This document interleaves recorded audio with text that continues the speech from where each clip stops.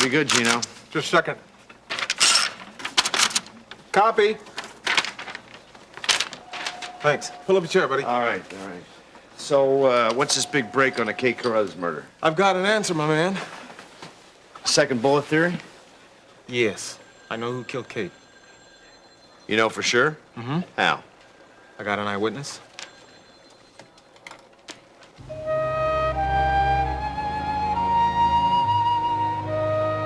You'll take me back? That's right, Nancy. I mean, even though I was lied to, I'm willing to try to forgive you, providing you apologize. You'll forgive me? Yeah, sure, I will. Nancy, look, believe me, I know the kind of pressure that your family put on you, and even though you tried to trick me down the aisle, Oh, come on, Dan. You're the one that tried to trick me. Nancy, that's just not true. When you thought that I had dropped the lawsuit against Ben, then you were ready to forget the whole ceremony, right? Nancy, you deceived me. I mean, I was hurt. Wait a minute. Look, let's just get one thing straight here. All right, fine. That's why I'm here. Let's... Okay. What I want to know is one thing. The bottom line. Did you only want to marry me for the money you could get out of me?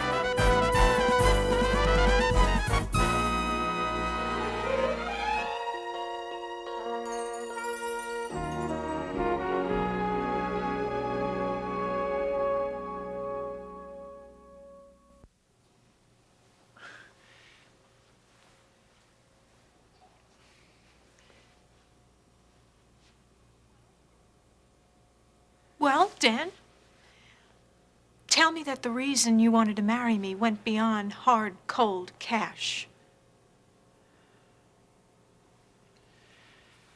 Oh, I'm hurt, Nancy.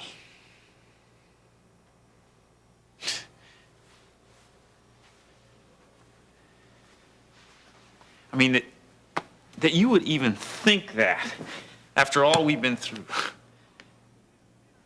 Oh, get off it, Dan. You're not the one hurt here. Nancy, we have both been hurt by the scheming of your family. They were only trying to help me. I can see that now. Why can't you just admit that the only thing you ever wanted from me was the money? Because it's not true, Nancy. Your family, I should call them your legal enemies. All they were trying to do was ruin our love. What love? Oh, Nancy. Now, you can't stand there and tell me that there wasn't a love between us. Well, at one time, I thought there was. Nancy, then don't let that love dissolve just because I reacted poorly in a crisis situation. You call marrying me a crisis situation? Look, Nancy, there can still be a future between us if you want it. What I want, Dan, is a straight answer to my question. Would you marry me if it wasn't for the hope of a settlement at the end of this thing? That's the real issue. Nancy, I've already told you I reacted badly, all right? The fact is, you ran out the door just as soon as Ben told you that I had dropped the lawsuit.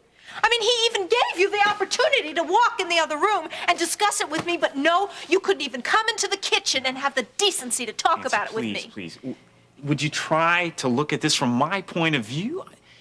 I mean, here's the situation. I arrived at Terry's house ready to marry you. And then just as the ceremony was about to begin, Ben and Doug start telling me things that you've dropped the lawsuit and everything. And I mean, what was I supposed to think? I mean, it made me think that you were trying to lure me into marriage by letting me believe that you were coming into this big settlement of money. Now, what was I supposed to think, Nancy? It's no good. It doesn't work anymore. What? I I don't understand. All those smooth words. You know, all those things that you used to say to me. You really knew the right buttons to push with me. I'll give you credit for that. So what are you saying? Is this where we say goodbye? Is that it? Yeah. Uh-huh. Well, then, I think it's time that you and I settled our accounts, Nancy. What do you mean? I mean the money you owe me. I'm talking about the hospital bill, the doctor's fees, the fee for this place, and my legal fees, Nancy. Now tell me, just how do you intend to pay for all that?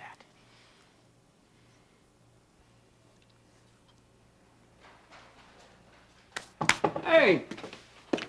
Now, this is a surprise. What are you doing here? Thank you. Sure. What'd you do, sneak away from Lester Lewis? Apparently, my colleague's sophomore son has forgotten we're having a little celebration for Ben and Lori Oh, tonight. yeah, that's right. Hey. Hey, are you positive that Nancy dropped that lawsuit? I'm as positive as anybody can be. Well, I hope so. For Ben's sake, I hope it's over. It is. Now maybe things can get back to normal for him. Sometimes that can be pretty hard. What do you mean? Well, it's tough to turn the clock back. You just can't recapture the past. Why do I get the feeling you're thinking more about yourself than Ben? Because I am. Also thinking of Courtney. Should have figured. How are things going between you two? Well, I went over to see Charles Carpenter the other day. Well, to see if And? Courtney was there, really. And he said she went back to Lake Forest because her mother had been recommitted to some sanitarium or something. Oh, I'm sorry to hear that. Not more sorry than me. He said because of that, Courtney will probably go back to her old boyfriend. Wait a minute, I don't see that connection. Why would she do that? Well, because Von Sumner's family is very wealthy. And since Courtney's mom's gonna need some expensive care, it's gonna take big bucks. But what about the Carpenter wealth? Apparently, Preston Carpenter, which is her father, is having some financial problems or something. Well, what about Charles Carpenter? Come on, you gotta ask. Yeah, but would Courtney really commit herself to a man for those reasons? If it meant her mother's health, yeah. You know, for the first time in my life, I feel poor. Well, you're not. Yeah. Compared to Vaughn, there is no comparison. Obviously, Courtney sees something in you she doesn't see in him. If her mother needs that expensive care, Mom, I don't have a chance. Peter, you can't be sure of that. I think I love her. Now, I know what you're gonna say, but it's very different now. I've changed over the last few months. I've grown, but I don't know what to do. I don't know if I should take a risk. Is it worth it, you know? What do you mean? Should I tell her how I feel? Should I take that chance? You know what I'm talking about? It's like, have you ever been in love and just kept it all inside? An eyewitness? Who? Claudia Schmidt. Oh, no, Gene, that space kid, she's your eyewitness? You got me down here for this? Now, wait just a second here now, but you haven't heard what I've uncovered yet. Oh, you still think somebody else fired the shot to kill Kate Carruthers? Well, it has to be. I mean, it all makes sense. Stacy's fingerprints, all 10 of them were found on the panic bar, right? Now, if she dropped the gun out in the parking lot like they say, then why weren't her fingerprints on the gun out there as well? And then there's Mrs. Schmidt. She heard a second shot. All right. Okay, I'm aware of all this. She also takes advice from Snow White and has tea with Mary Poppins. Okay, all right. Look, John, so she's a little eccentric. A little? Oh, Sergeant Brubaker, good to see you again. Same here, McGovern. I trust you're discussing your story on the Mayor's Crime Commission report? Yeah, I am. Well, how's it going? Well, going really well. Really well. Have you talked to Lockwood yet? The day after tomorrow. That's when I'm going to see him, Walter. See if you can push it up to tomorrow morning. Okay. Sergeant, nice to see you again. Why is it I get the feeling that your boss doesn't know what you're working on? Because I haven't even started on that crime commissioner report. Right now, Kate Carruthers' murder is more important. All right. What did you get on Claudia Schmidt? All right. She said that that she heard two people arguing in Amber's apartment, and she remembered a man and a woman is what she heard. But she remembered the man said something like, "Booze his selection." All right, I already know that. That's a waste of time. No. That's what I thought too. But listen at this. What if he didn't say booze his selection, but rather lose the election? Lose the election? Yeah, You might have something there. I know. Now, that isn't all. But Mrs. Schmidt also said that after the second shot, she saw a man leave Amber's apartment. Oh, yeah. Who was it this time? The Pied Piper? Knave of Hearts. How could I forget? Wait a minute. Look, I know that you think this is all a big joke. I mean, a ranting old woman and everything. Loony old woman. Yeah, but John, listen, this is what I'm trying to say. I was talking to Carla today, and we were going over some of the clues, and she reminded me of a nursery rhyme, and it goes this way. The Knave of Hearts stole the tarts to eat them for himself. John, the Knave of Hearts was a fat man. Sebastian Knight? That's exactly what I was thinking. And I was going over Carruthers' articles here to see if I could find a picture of Sebastian Knight just before you came. Did you get one? No, I don't have one. I'm sure that there's one around here someplace. But I was wondering, could you meet me over at Mrs. Smith's place later on to see if she can make a positive ID of Sebastian? Sebastian Knight, the Knave of Hearts. Who would have thought? So you with me on this or what? You bet. Hey, good. Well, come on, Nancy, tell me. Just how are you going to pay your bills, huh? Come on. You've had your fun playing the broken-hearted victim. And now it's time to pay up. I will. Oh, yeah, how? I don't know. I'll find out somehow. I'll tell you what you can expect, Nancy. A lifetime of debt. You really are stupid. I mean, you could have been set financially for life and had a real man to love you to boot. But no, you threw it all away, didn't you? Did your relatives tell you what you can look forward to? What? The loneliness, Nancy. I mean, let's face it, you don't have any friends. I have Terry. I have Ione, Lori. They're not really your friends. Come on. They look at you as some kind of charity case. And the Knights, Nancy, they will get especially lonely. I mean, there's not going to be anybody there to comfort you and caress you and love you, huh? I mean, who would want an aging and scarred nobody like you? You can't scare me, Dan. I used to fall for it, but I'm not falling in that trap anymore. It's no trap, Nancy. This is the truth. I don't care what Ben Martin and Terry Davidson have told you. They don't care about you, not the way I did. Dan, I'm not going to change my mind on the lawsuit. Yeah, well, then you better get hold of a whole lot of money in a big hurry, Nancy, because I am going to take you right to court. But that's just the beginning of your troubles. I mean, how are you going to find work with the kind of background you have, not to mention your physical appearance? And what kind of man will you attract, huh, Nancy? Let's face it, baby, you are bankrupt, financially and physically. I don't have to listen to this. That's right, you don't. So just pack your bags and get out of here. I'm not going anywhere until I'm good and ready.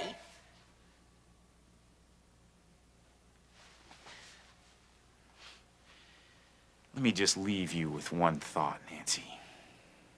Something that you're going to think about for the rest of your life.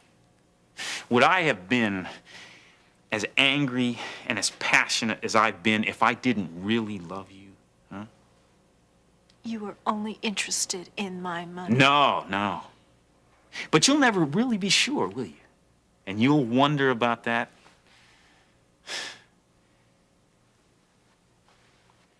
You think about it.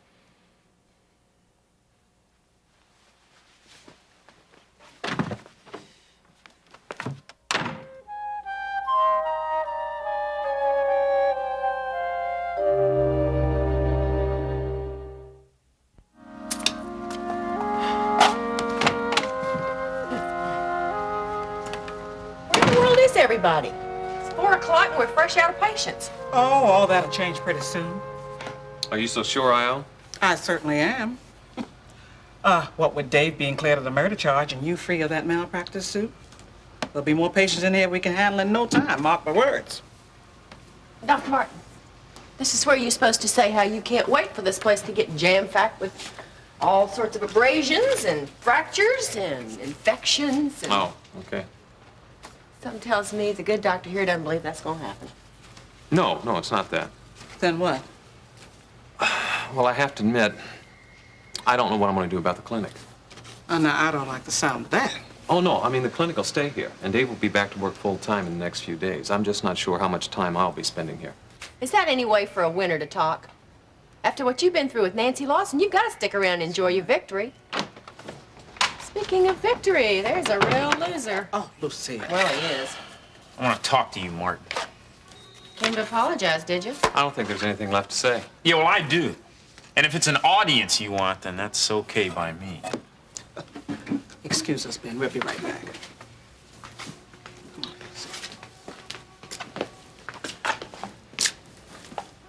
So why are you here? I just left Nancy, and she is destroyed by what you did to her. By what you did to her? No, what I did was love her. Oh, come on. Come on, are you here to make me believe that you actually cared about Nancy? Don't even bother. Hey, the game is over and you lost, buddy. And you don't even care about the cost, do you? Cost? The cost. Uh-huh. That's what really bothers you, isn't it? The fact that you lost all that money. Nancy doesn't matter at all. You've lost the game and you just can't accept it, so you're here hoping that the game will continue, but it cannot. Have you seen Nancy? Have you seen the torment she's going through? I mean, does that even matter to you? A lot more than it matters to you. Now, Nancy's hurting right now, but she'll get over it. Are you sure about that? Yes, I am. In time, she's going to realize that she did the right thing. I think you're forgetting something here, Doctor. Nancy is in a very disturbed emotional state right now. Now, how can you forget what happened the last time she was in that kind of pain? I don't think it's good to suppress any feelings you have, Peter. I don't think it's healthy. What do I do then? Well, first of all, you gotta look into your heart and be honest with what you're feeling. Well, I've done that. Are your feelings for Courtney really that serious? I love her. Okay, then you've got to figure out what you want from the relationship. It's not like I'm gonna elope or anything now. Don't worry. No, I wasn't thinking that. Okay. But you think I should tell her what I feel? Well, I don't know if you should do that now, but I'll tell you what you shouldn't do. What? Keep your feelings bottled up inside. I don't know, Mom. It's so risky. See, even if she wants me, she might not have me. And then if I tell her I love her, then it's gonna hurt. Yeah, right? I know what you're saying. But you see, taking risks is a part of loving. You know, even though we want to protect ourselves, you've got to be vulnerable in order to love. What if I just date around, you know, and get into my schoolwork, my job, and I can work Courtney right out of my system? Is that what you really want? No. Because you see, in a way, you're taking just as much of a risk by going to Courtney and telling her flat out how you feel. Then I'm right back where I started. Now, wait. Look.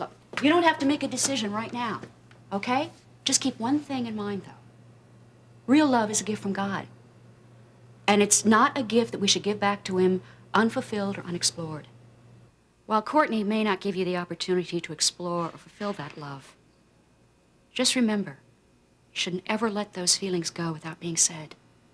Yeah. What are you saying, that Nancy's close to suicide again? Well, now, just what do you think? I think it's a cheap shot to try and get what you want. Listen, why don't you just leave? Get out of here. All right, what about my money, then? All that money Nancy owes me. For the hospital bills, the doctor bills, my legal fees. Now, listen, I intend to collect every cent. Well, I'd think twice about that before you take any kind of legal action, because the Bar Association would be very, very interested in hearing how you handled Nancy's Look, case. don't threaten me, Martin.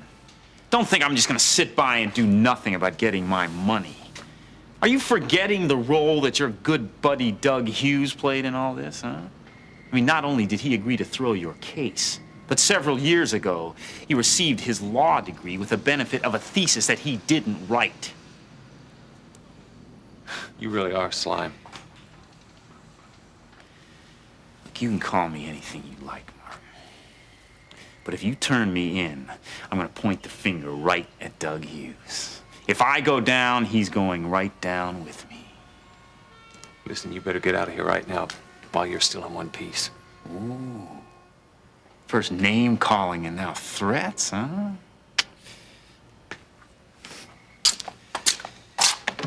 You know something? You and I aren't really that different after all, are we, Doctor?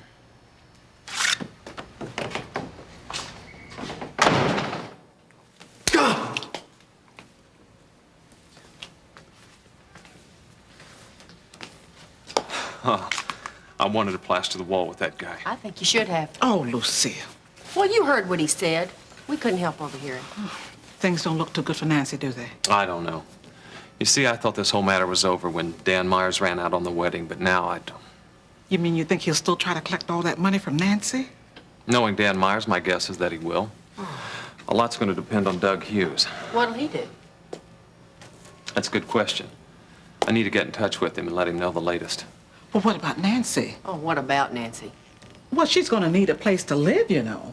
Yeah, I guess you will. Oh, Ione, you wouldn't. I mean, you really would. I really would. Nancy needs plenty of tender love and care right now, and I intend to see that she gets that. Well, Ione, you better save some of that TLC for Doug, because he may need it as much as Nancy does.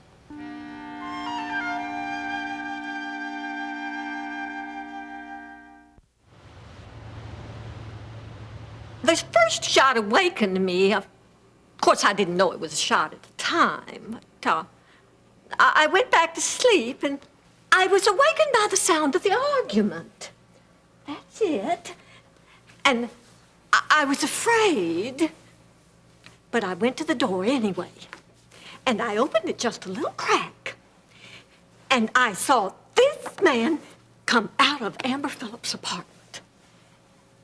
And you can put that in your record, whether you believe it or not, Sergeant Bluebaker.